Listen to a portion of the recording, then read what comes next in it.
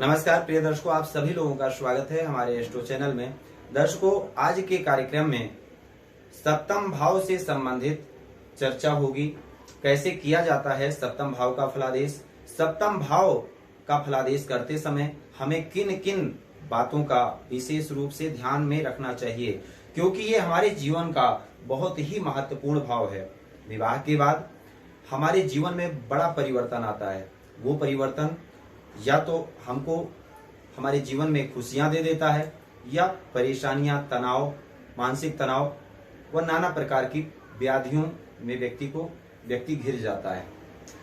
इस भाव से संबंधित फलादेश करते समय थोड़ा सा भी अगर आंकलन गलत हो जाए तो निश्चित है कि इसका हमारे व्यक्तित्व के प्रतिबिंब में बहुत ही बड़ा परिवर्तन देता है अशुभ रूप से। तो इस भाव का फलादेश करते समय किन किन बातों का ध्यान रखना होगा, क्योंकि यही भाव है जो ये दर्शाता है कि हमें पति कैसा मिलने वाला है, हमको पत्नी कैसी मिलने वाली है, दाम्पत्य सुख कैसा होगा, कितना मिलने वाला है हमको दाम्पत्य जीवन का सुख। ये है सप्तम भाव। इसी भाव से हम अपने दाम्पत्य जीवन का विचार करते हैं और मैं आपको केवल 10 सूत्र हैं जो कि बताने वाला हूं, और ये 10 सूत्र ही वैवाहिक जीवन के सुख और दुख के कारण हैं। वो ऐसे कौन कौन से 10 सूत्र हैं जो कि अगर अच्छे हों, शुभ हों, सटीक हों तो जीवन सुखमय होता है, और अगर अशुभ हों या ना मैच खाएं तो निश्चित है वैवाहिक जीवन खराब होता है, दाम्पत्य सुख में कमी आती है।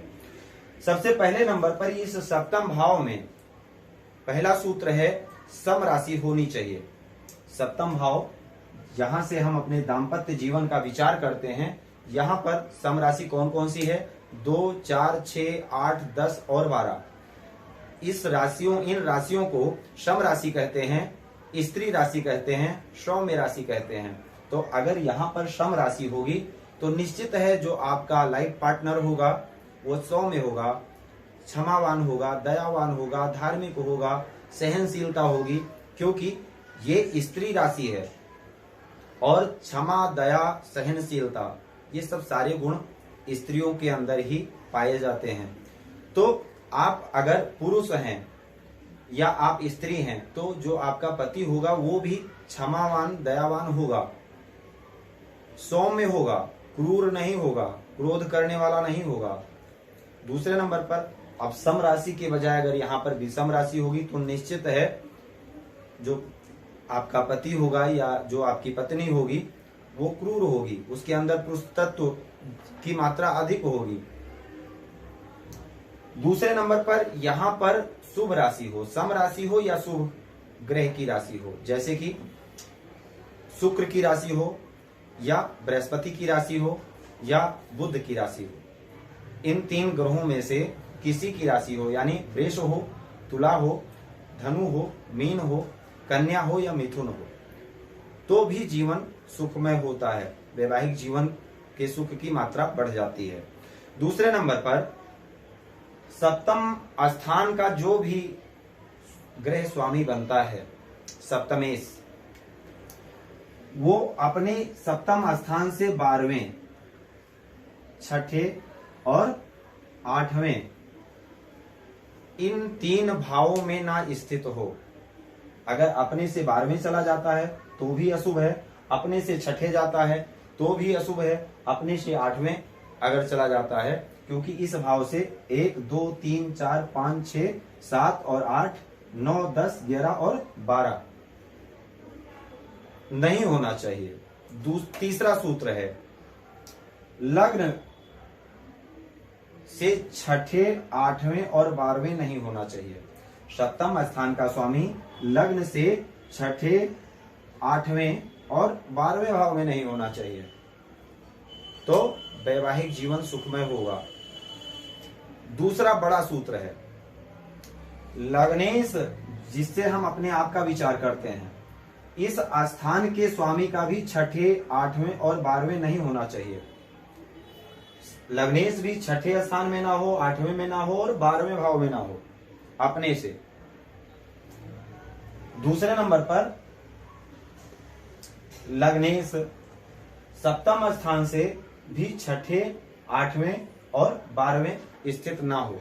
ये दो सूत्र हैं जो कि आपको विशेष रूप से वैवाहिक जीवन के सुख और दुख को दर्शाते हैं। तीसरे नंबर पर लग्न का स्वामी और सप्तम का स्वामी।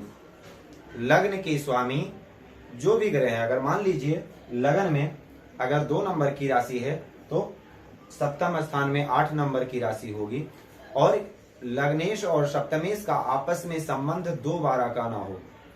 2-12 कैसे बनेगा? जैसे मान लीजिए मंगल सप्तम का स्वामी है और शुक्र लग्न का, यहाँ का स्वामी शुक्र, यहाँ का स्वामी मंगल। अब शुक्र मान लीजिए 10वें स्थान में स्थित हो और मंगल 9वें स्थान में, इसको कहते हैं 2-12 का संबंध। लग्नेश और सप्तमेश का आपस में 2-12 का अगर संबंध होगा तो निश्चित है वैचारिक मतभेद होगा। पति पत्नी के विचार नहीं मैच खाएंगे, आपस में तालमेल अच्छा नहीं रहेगा। दूसरे नंबर पर इनका जो संबंध है, जैसे मान लीजिए ये हो गया 2-12 का संबंध, और दूसरा एक संबंध और है लग्न के स्वामी शुक्र जो कि 10वें स्थान में है, सप्तम स्थान के स्वामी मंगल जो कि 5वें स्थान में है। इस प्रकार से अगर देखा जाए तो शुक्र से मंगल 8वें और मंगल से शुक्र 6ठे हैं। इसको कहते हैं खड़ाष्टक योग। लग्नेश और सप्तमेश का आपस में जब इस प्रकार से संयोग बनेगा तो खड़ाष्टक योग बन जाएगा, और इस प्रकार से जब योग बनता है तो भी आपस में पति पत्नी में युद्ध होता है, वैचारिक मतभेद होते हैं। ये तीसरा योग है जो कि वैवाहिक जीवन के सुख और दुख को बताता है। इनका आपस में 9-5 का एक्सिस हो, एक दूसरे से केंद्र में हो, एक दूसरे से युक्ति बना करके बैठे हो, दृष्टि संबंध हो, बहुत अच्छा है। अब चौथे नंबर पर पहले नंबर पर सप्तम स्थान में शुभ राशि हो, दूसरे नंबर पर सम राशि हो, और दूसरे नंबर पर सप्तमेश अपने से 6ठे, 8वें, 12वें ना हो। लग्नेश अब 6ठे, 8वें, 12वें भाव में ना हो। सप्तम लग्न से 6ठे, 8वें और 12वें भाव में लग्नेश और सप्तमेश दोनों में से कोई ना हो, और लग्नेश और सप्तमेश का आपस में संबंध खड़ाष्टक या 2-12 का ना हो। ये 3 सूत्र हैं जो कि वैवाहिक जीवन को शुभ दर्शाते हैं। अगर ऐसा नहीं होगा तो निश्चित है वैवाहिक जीवन सुखमय होगा। चौथे नंबर पर सप्तम स्थान में शनि केंद्र के स्वामी, त्रिकोण के स्वामी होकर के अगर सप्तम स्थान में स्थित हो, चाहे नवम के या पंचम के, तो वैवाहिक जीवन में काफी स्थिरता बनी रहती है, क्योंकि सप्तम स्थान में शनि दिग्बली होते हैं। अगर नीच राशि के होंगे, देखिए अगर यहाँ पर कुंभ राशि होगी तो स्वाभाविक सी बात है यहाँ पर शनि पंचमेश होकर के सप्तम स्थान में बैठेंगे, अच्छा योग बनाएंगे। लेकिन शनि यहाँ पर नीच राशि के होंगे, तो अगर नीच राशि के होंगे तो थोड़ी परेशानियां देंगे। लेकिन सप्तम स्थान में अगर शनि स्थित हैं तो आपस में सेपरेशन जैसी स्थिति नहीं आने देंगे। न्याय के कारक हैं, न्याय के देवता हैं, धर्म के भाई हैं, तो निश्चित है जीवन सुखमय होगा और एक बहुत ही अच्छा सुंदर योग बन जाएगा। लक्ष्मी के स्थान के स्वामी विष्णु स्थान में, यानी केंद्र स्थान को विष्णु का स्थान माना जाता है और त्रिकोण के स्वामी को लक्ष्मी स्थान माना जाता है। तो एक प्रकार से एक अच्छा संयोग बन जाएगा जो कि जीवन को सुखमय बनाएगा और दाम्पत्य जीवन को जोड़ करके रखेगा अगर सप्तम स्थान में शनि स्थित हो तो। ये 4 सूत्र हो गए। 5वें नंबर पर आपको ये देखना है कि सप्तम लग्न में बृहस्पति यानी गुरु, बुध व शुक्र, ये 3 ग्रह अगर स्थित हैं तो इनकी ठीक 7वीं दृष्टि सप्तम स्थान पर पड़ेगी। बुध, बृहस्पति और शुक्र अगर ये 3 ग्रह लग्न में स्थित हो तो सप्तम स्थान को प्रभावित करेंगे, निश्चित है जीवन को सुखमय बनाएंगे। बृहस्पति की 3 दृष्टियां होती हैं, तो बृहस्पति अगर एकादश स्थान में हो तो भी बृहस्पति की 7वीं दृष्टि 9वीं दृष्टि सप्तम स्थान पर पड़ेगी, और अगर बृहस्पति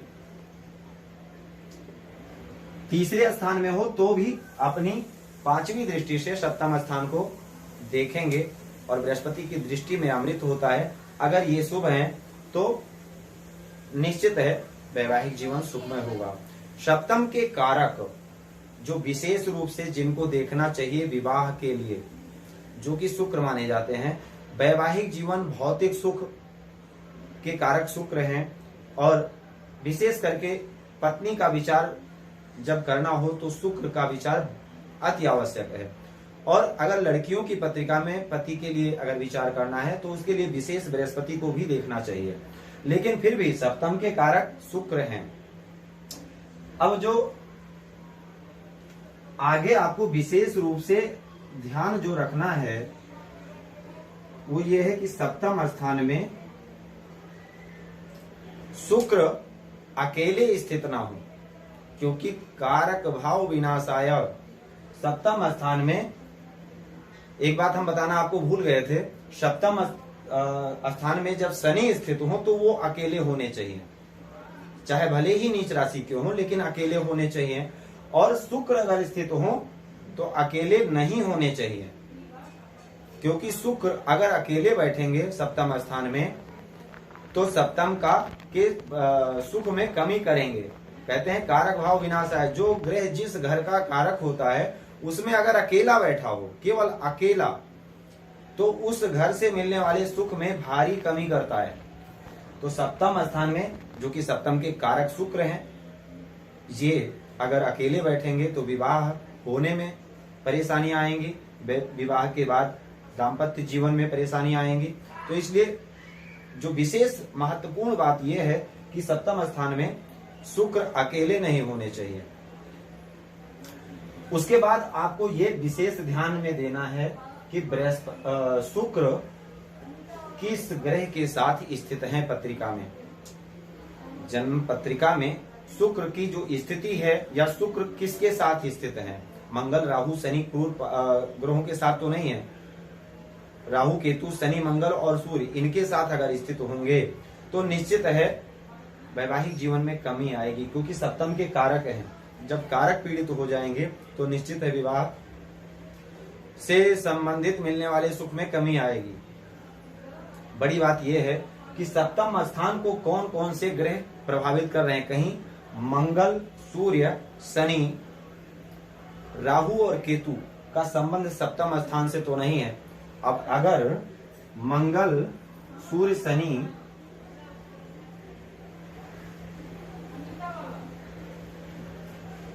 मंगल यहां पर स्थित हो, यहां पर हो,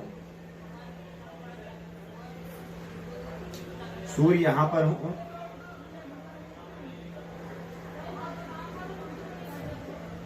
राहु यहां पर हो, केतु यहां पर हो और मंगल यहां पर हो, या फिर मंगल 8वीं दृष्टि मंगल की सप्तम स्थान पर पड़ेगी अगर यहां पर बैठेंगे, 7वीं दृष्टि यहां से पड़ेगी अगर लगन में बैठेंगे, और चौथी दृष्टि मंगल की यहाँ सप्तम स्थान पर पड़ेगी अगर चौथे स्थान में बैठेंगे। मंगल अगर इन स्थानों में स्थित होंगे तो मंगल का प्रभाव सप्तम स्थान को प्रभावित करेगा। अब शनि की दृष्टि अगर शनि यहां पर स्थित होंगे तो अपनी दृष्टि देंगे। तीसरी दृष्टि, शनि की तीसरी दृष्टि सप्तम स्थान पर पड़ेगी। शनि अगर यहां पर बैठेंगे तो शनि 7वीं दृष्टि से प्रभावित करेंगे सप्तम स्थान को, और शनि अगर यहां पर 10वें स्थान में स्थित होंगे तो भी अपने 7वीं दृष्टि से 10वीं दृष्टि से सप्तम स्थान को प्रभावित करेंगे। और इन सभी ग्रहों की दृष्टियां सप्तम स्थान के लिए अशुभ कारक हैं। मंगल, केतु तो आपस में लड़ाई झगड़ा कराते हैं। सूर्य, राहु और शनि ये 3 ग्रह ऐसे हैं जो आपस में सेपरेट कर देते हैं, सेपरेशन की स्थिति बना देते हैं। और शनि की दृष्टि में दोष है। मंगल और केतु, केतु कहते हैं ना शनिवत राहु कुजवत केतु, राहु का जो फलादेश है वो शनि के जैसा होता है और केतु का जो फलादेश है वो मंगल के जैसे होता है। तो मंगल जो कि युद्ध का कारक माने जाते हैं, मंगल लड़ाई झगड़े, मंगल अगर बलवान हो तो ऐसा जातक लड़ाई झगड़े करने में श्रेष्ठ होता है, आगे होता है। तो मंगल और केतु का प्रभाव अगर सप्तम स्थान पर होगा तो निश्चित है आपस में विवाद होंगे। सबसे बड़ी बात यह है, अब आपको जो ध्यान रखना है, सप्तम स्थान में जो राशि स्थित है वो नवांश में कहीं 6, 8 और 12 भाव में तो नहीं है।